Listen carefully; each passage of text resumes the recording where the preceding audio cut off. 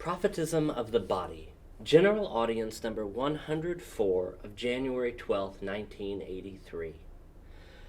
We are analyzing the sacramentality of marriage under the aspect of sign.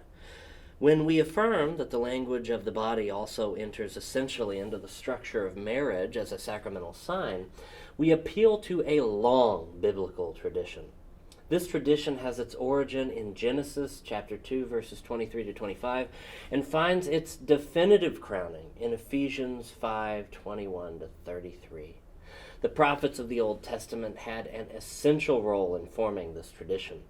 When we analyzed the texts of Hosea, Ezekiel, Deuteronomy, Isaiah, and other prophets, see TOB, Audience 36, paragraph 5 through Audience 37, paragraph 6, and Audience 94, paragraph 6 through Audience 95B, paragraph 2. We found ourselves on the road of that great analogy, whose ultimate expression is the new covenant under the form of a marriage between Christ and the church. Ephesians chapter 5, verse 21 to 33. On the basis of this long tradition, it is possible to speak about a specific prophetism of the body, both because we find this analogy above all in the prophets, and also in regard to its very contents. Here, the prophetism of the body signifies precisely the language of the body. It seems to be a two-level analogy.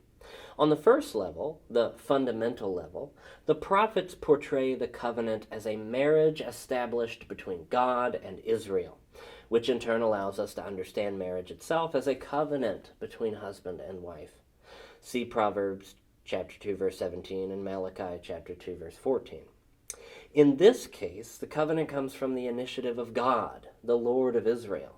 The fact that as Creator and Lord he makes a covenant first with Abraham and then with Moses attests a particular election. And for this reason, the prophets who presuppose the whole juridical, moral content of the covenant go into greater depth, revealing an incomparably deeper dimension than that of a mere contract. By choosing Israel, God united himself with his people through love and grace. He bound himself with a particular bond, which is deeply personal, and thus Israel, although it is a people, is presented in this prophetic vision of the covenant as bride or wife, and thus, in some sense, as a person. Quote, "For your Creator is your husband. Lord of hosts is his name. The Holy One of Israel is your Redeemer. The God of the whole earth he is called. My steadfast affection shall not depart from you, and my covenant of peace shall not waver, says the Lord who has compassion on you." Isaiah chapter 54, verses 5 through 6, and verse 10. Yahweh is the Lord of Israel, but he also became its bridegroom. The books of the Old Testament attest the complete originality of Yahweh's lordship over his people.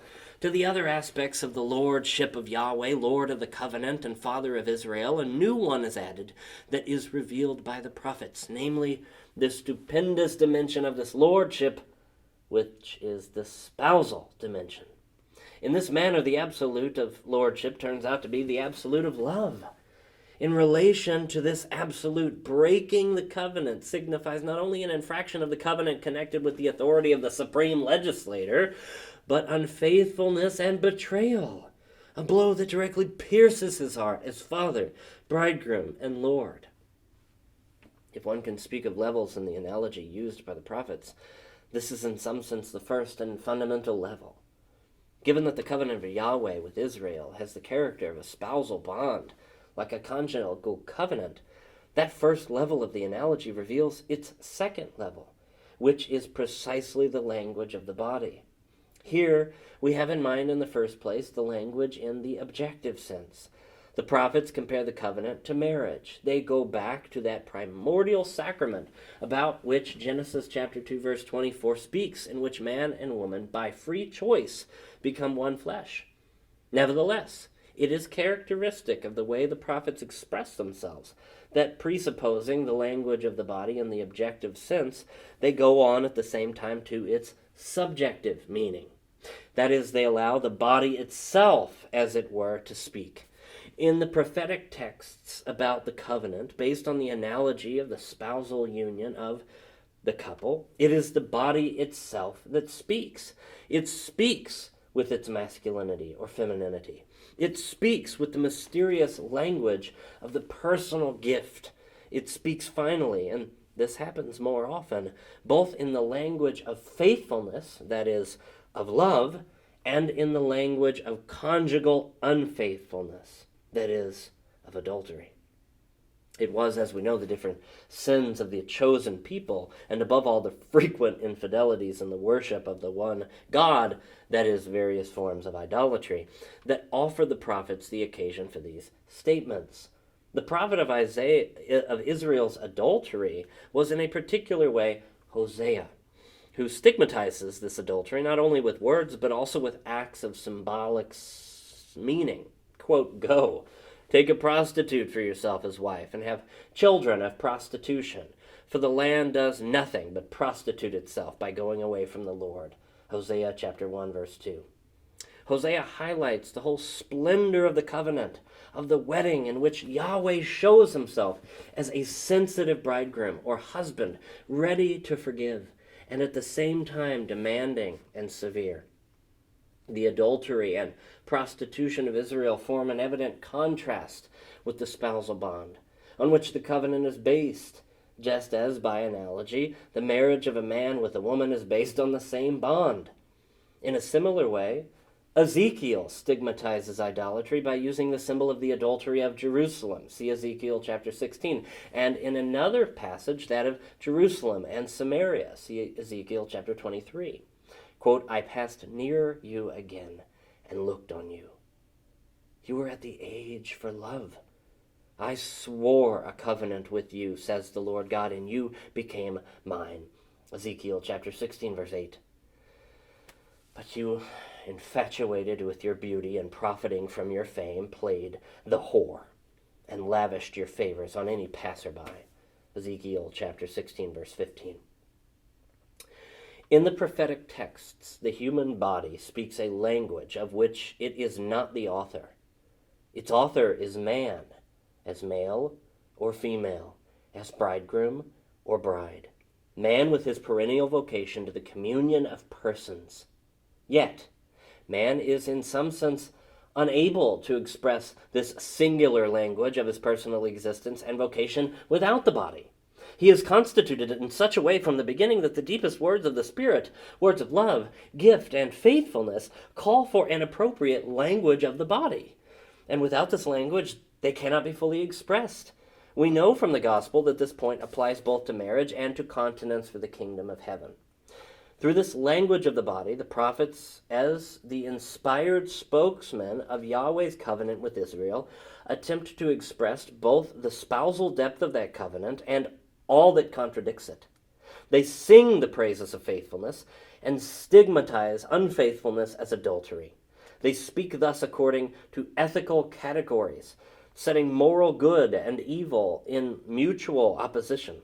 The antithesis of good and evil is essential for ethos. The prophetic texts have in this sphere an essential significance, as we emphasized already in our earlier reflections. See TOB Audience 36, verses 5 through Audience 37, verse 6, and Audience 94, verse 6 through Audience 95b, verse 2. It seems, however, that the language of the body, according to the prophets, is not only a language of ethos, not only a song of praise for faithfulness and purity, as well as a condemnation of adultery and prostitution. In fact, inasmuch as every language is an expression of knowledge, the categories of truth and untruth, or falsity, are essential for it. In the texts of the prophets, who see in marriage the analogy of Yahweh's covenant with Israel, the body tells the truth through faithfulness and conjugal love. And when it commits adultery, it tells a lie. It commits falsehood. The point is not to replace ethical differentiations by logical ones.